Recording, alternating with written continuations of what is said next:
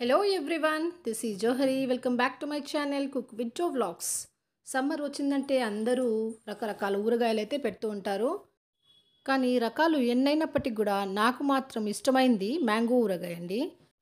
ఈ వీడియోలో నేను మీకు 5 మినిట్స్లో అంతా తొందరగా కంప్లీట్ అయిపోయే ఇన్స్టెంట్ మ్యాంగో తొక్కు పికిల్ అయితే చూపిపోతున్నాను. ఊరగాయ కదా అనేసి ఏమీ టెన్షన్ పడకుండా రిలాక్స్డ్గా చాలా క్విక్గా తయారు చేసే ప్రాసెస్ అయితే చూపిస్తానండి. మరి ఈ ప్రాసెస్ చూసే ముందు నా ఛానల్ని ఫస్ట్ టైం విజిట్ చేసిన వాళ్ళు ఎవరైనా ఉంటే ప్లీజ్ సబ్స్క్రైబ్ మై ఛానల్.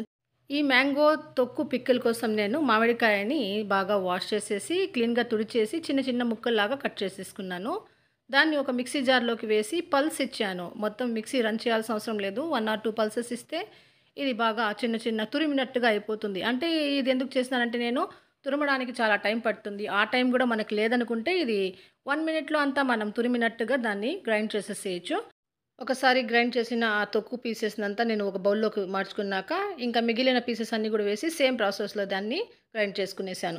ఈ విధంగా చేయడం వల్ల తురమడానికి పట్టే టైం అయితే మనకు సేవ్ అయిపోతుంది. వితిన్ మినిట్స్లో మనము ఈజీగా చేయొచ్చు ఈ పచ్చడిని. ఓకే అండి, నచ్చిందా మీకు ఇది ఈ టిప్పు? నచ్చింటే తప్పకుండా ఒక లైక్ అయితే ఇవ్వండి. ఇప్పుడు బౌల్లోకి తీసుకున్న మ్యాంగో తొక్కులోకి సరిపోయినంత ఉప్పు అయితే మనం కలుపుకొనేసేయాలి. మీరు తినే రుచికి తగ్గట్టుగా కలుపుకోండి సాల్ట్. కొంచెం పికిల్స్ కనుక సాల్ట్ ఎక్కువే పడుతుంది, వేసుకుంటేనే కొన్ని రోజులు నిలువ ఉంటుంది అది.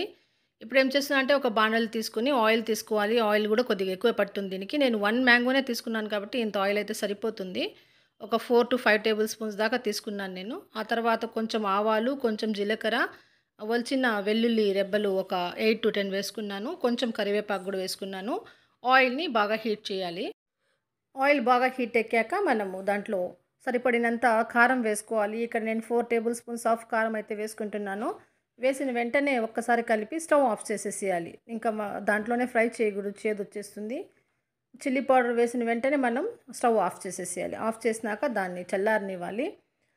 మీరు ఇన్స్టెంట్గా అప్పటికప్పుడు తినాలనుకుంటే చల్లారక ముందే అందులోనే మనము కలిపి పెట్టుకున్నాం కదా సాల్ట్ అండ్ ఆ మ్యాంగో తొక్కు పీసెస్ అవన్నీ వేసేసేయచ్చు. లేదు అప్పటికప్పుడు అవసరం లేదు, నెక్స్ట్ డేకి తింటారనుకుంటే అప్పుడు చల్లారినాక ఆయిల్ అప్పుడు ఇందులో కలిపేసుకోవాలి అది ఆ తొక్కునంతా. నాకైతే ఇప్పుడే కావాలి దోశల్లోకి తినడం కోసం, అందుకే నేను వేడి ఆయిల్లోనే వేసేసాను. 2 ప్రాసెస్లో కూడా చేయొచ్చు. చల్లారినాక కలుపుకుంటే కనుక ఈ పచ్చడి చాలా కాలం నిలువ ఉంటుంది. ఆ హాట్ ఆయిల్లో వేసినామనుకోండి కొంచెం అది మనం ఫ్రిడ్జ్లో పెట్టుకునేసేయాలి. ఇప్పుడు ఇందులోనే నేను జీలకర్ర, మెంతి వేయించుకొని దాన్ని పొడి చేసుకున్నాను. అది ఒక 1/2 టీ స్పూన్ దాకా వేసినాను. ఇందులోనే ఇంగువ కూడా వేసేసినాను. ఇంగువ అయితే యాక్చువల్గా ఆయిల్లోనే హీట్ ఎక్కేటప్పుడు వేసేసేయాలి. నేను మర్చిపోయాను, ఇప్పుడే వేస్తున్నాను నేను కొంచెం. ఇంగువను వేసుకునేటప్పుడు మాత్రం కొంచెం జాగ్రత్తగా ఉండాలి. ఎప్పుడు కానీ చల్లారిపోయిన ఆయిల్లో మాత్రం వేయకూడదు. ఆయిల్ హీటుగా ఉన్నప్పుడే వేసుకోవాలి మనం, అది మాత్రం గుర్తుంచుకోండి.